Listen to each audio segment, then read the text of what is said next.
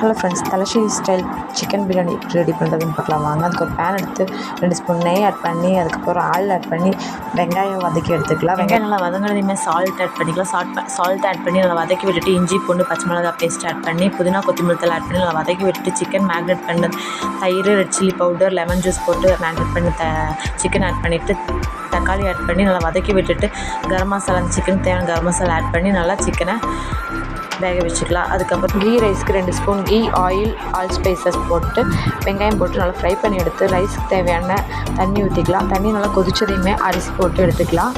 அரிசி போட்டு எடுத்து நல்லா குக் ஆனதையுமே தம் போட்டு எடுத்துக்கலாம். சிக்கன் ஃபஸ்ட்டு லேயராக போட்டு கீ ஆட் பண்ணி அதுக்கப்புறம் ஃப்ரை பண்ணி வச்ச ஆனியன் போட்டுக்கலாம். அதுக்கப்புறம் ரைஸ் ஆட் பண்ணி நல்லா தம் போட்டு குக்கர் லிட் க்ளோஸ் பண்ணிவிட்டு ஒரு 10 மினிட்ஸ் சிம் ஃப்ளேமில் வச்சு எடுத்தோம்னா நல்லா டேஸ்ட்டான தலஸ்ரீ சிக்கன் பிரியாணி ரெடி ஆயிடுச்சு.